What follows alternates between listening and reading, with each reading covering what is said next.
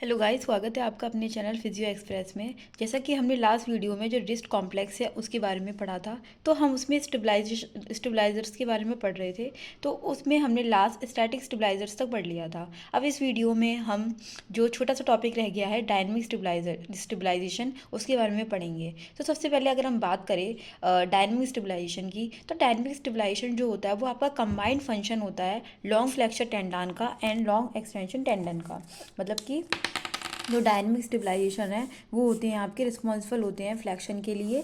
मतलब कि इसमें फ्लैक्शन होता है एंड एक्सटेंशन होता है, इसके लिए रिस्पॉन्सिबल होते हैं। ठीक है, अलॉन्ग विद कार्पल रूल्स। अब आपको पता है कि जो लास्ट है, यानी कि जो जो भी आपका रिस्ट का जो फ्लैक्शन होगा रिस्ट का, और एक्सटेंशन होगा रिस्ट का। तो यहाँ पे जो कार्पल रोज होती है, यहाँ पे कार्पल मेटाकार्पल जो जॉइंट होता है वही आपका रिस्पॉन्सिबल होगा रिस्ट के फ्लैक्शन के लिए और एक्सटेंशन के लिए। तो इसमें लॉन्ग टेंडान होते हैं जो कि रिस्पॉन्सिबल होते हैं, जो कि फ्लैक्शन और एक्सटेंशन करवाते हैं। तो सबसे पहले हम बात करेंगे फ्लैक्शन ऑफ रिस्ट की। तो जो फ्लैक्शन ऑफ रिस्ट है वो आपका कैरिड करता है प्राइमरली पाल्मेरिस लॉन्गस। इसमें क्या होता है, जो यहाँ पे जो पाम में, यहाँ पे अगर हम बात करें यहाँ पे पाम रीजन में, यहाँ पे आपकी पाल्मेरिस लॉन्गस होती है। ठीक है, जो पाल्मेरिस लॉन्गस है वो आपकी रिस्पॉन्सिबल होती है फ्लैक्शन के लिए, तो ये आपके फ्लैक्शन करवाती है।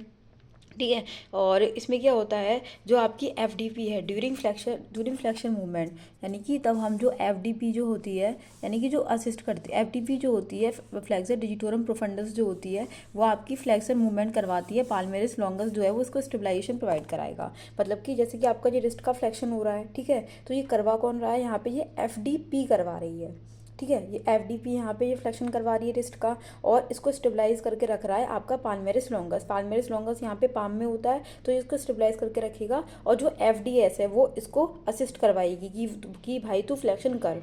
ठीक है, एफ डी पी को ये असिस्ट करवाती है एफ डी एस यहाँ पे। ठीक है, ये रहा, ये आपके इसको असिस्ट करवाएगी ड्यूरिंग फ्लैक्शन। तब फ्लैक्शन होता है तो जो मैक्सिमम मूवमेंट जो होती है वो आपकी जो कैरीड करता है proximal carpal bone, specially scaphoid. देखो, जब हम फ्लैक्शन करवाएंगे इसका रिस्ट का, तो आपकी जो प्रॉक्सिमल कार्पल रो होती है, प्रॉक्सिमल कार्पल रो जो होती है वो आपका असिस्ट करती है, स्पेशली जो स्कैफॉइड होती है ना, वो आपका असिस्ट करती है कि फ्लैक्शन हो।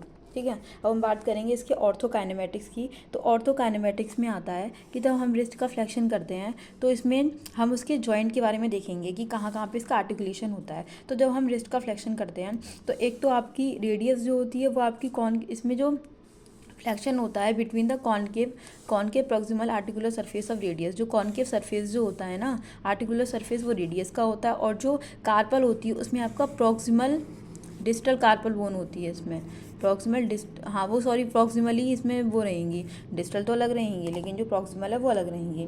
मतलब कि जब हम रिस्ट का फ्लेक्शन करवाते हैं तो उस टाइम पे कौन कौन सा आर्टिकुलेशन होता है हम ऑर्थोकाइनेमेटिक्स में उसके बारे में पढ़ते हैं। ठीक है, तो बेसिकली अगर देखा जाए तो जो हमारी रेडियस है, ठीक है, तो जो हमारी यहाँ पे रेडियस है लेटरली, तो ये यहाँ पे होती है कॉन्वेक्स, वो कॉनकेव टाइप की। ठीक है, इसमें आर्टिकुलेट करते हैं आपके प्रॉक्सिमल कार्पल बोन। तो इस तरीके से इसकी ऑर्थोकाइनेमेटिक्स होती है। फिर हम बात करेंगे नेक्स्ट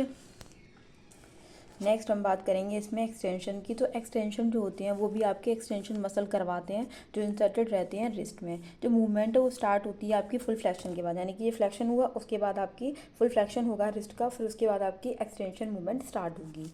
ठीक, तो ये जो है इनिशियल जो डिस्टल कार्पल बोन है वो इनिशिएट करते हैं, यानी कि जो फ्लैक्शन मूवमेंट है, इसकी फ्लैक्शन हो रही है तो ये तो आपके प्रॉक्सिमल कार्पल बोन करवा रहे हैं। तब हम जो एक्सटेंशन करते हैं तो जो डिस्टल कार्पल बोन होती है ना, वो इसके लिए रिस्पॉन्सिबल होती है।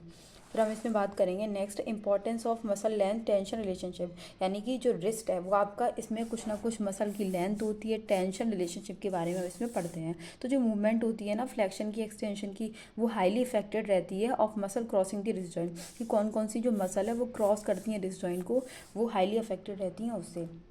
सबसे पहले हम लॉन्ग फ्लेक्सर्स ऑफ हैंड की बात करेंगे। तो जब हम लॉन्ग फ्लेक्सर्स ऑफ हैंड की बात करते हैं, ठीक है, जो मसल की स्ट्रेंथ को, जो मसल की लेंथ को एंड टेंशन रिलेशनशिप को मेंटेन करके रखता है। ठीक है, तब हम फ्लेक्शन मूवमेंट करवाते हैं, फ्लेक्शन एक्सटेंशन करवाते हैं, तो ये हाईली अफेक्टेड रहती है मसल से।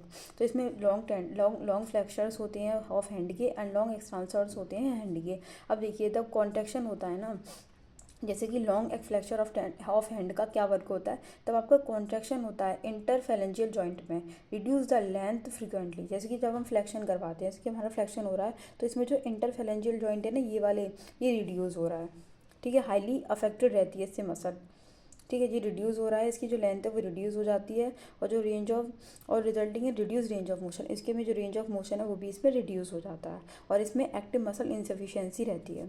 ठीक है, हम बात करेंगे लॉन्ग एक्सटेंशंस ऑफ हैंड की। लॉन्ग एक्सटेंशन ऑफ हैंड में क्या होता है, जब हम आपका एक्सटेंशन करवाते हैं तो इसमें क्या होता है, जो मेटाकार्पल फेलेंजियल जॉइंट और इंटरफेलेंजियल जॉइंट है वो रिड्यूस हो जाता है, जैसे कि हम ये करवा रहे हैं। तो इसमें जो मेटाकार्पल फेलेंजियल जॉइंट हुआ और इंटरफेलेंजियल जॉइंट हुआ, इसकी जो लेंथ है वो रिड्यूस हो जाती है। ठीक है, इसमें भी आपका एक्टिव मसल इंसफिशियंसी होती है।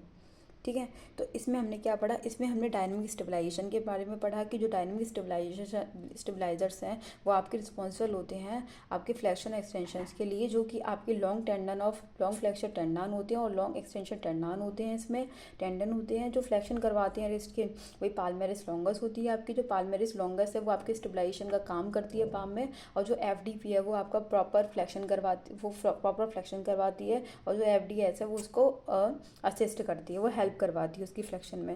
फिर इसकी ऑर्थोकाइनेमेटिक्स के बारे में पढ़ा कि कॉनकेव और कॉन्वेक्स के बारे में, कि किस तरीके से आर्टिकुलेट करती हैं और किस तरीके से वर्क करती हैं। फिर हमने देखा कि जो रिस्ट है वो कुछ ना कुछ वैसा लेंथ टेंशन रिलेशनशिप मेंटेन करके रखता है। उसमें हमने देखा कि लॉन्ग फ्लेक्चर ऑफ हैंड होते हैं, लॉन्ग एक्सटेंशन ऑफ हैंड होते हैं। जो लॉन्ग फ्लेक्चर जब फ्लेक्शन करवाते हैं हम हैंड का, जैसे कि हमने जो फ्लेक्शन करवाया हैंड का, जब हमने फ्लेक्शन करवाया हैंड का, ठीक है, तो उस टाइम में क्या हो रहा है, जो इंटरफेलेंजियल जॉइंट है, ठीक है, वो रिड्यूस हुआ है, और तब हम इसमें एक्सटेंशन करवाते हैं हैंड का, तो जो मेटाकार्पोफेलेंजियल जॉइंट है उसमें जो लेंथ है वो रिड्यूस हो जाती है। तो सिंपल सा यही है इसमें। ठीक है, तो ये आपका यहाँ पे रिस्ट कॉम्प्लेक्स जो है वो पूरा कंप्लीट हो चुका है।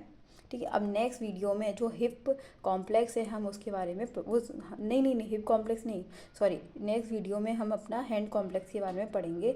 ये सिर्फ रिस्ट कॉम्प्लेक्स के बारे में था। अब नेक्स्ट वीडियो में हम जो हैंड कॉम्प्लेक्स है उसके बारे में पढ़ते हैं।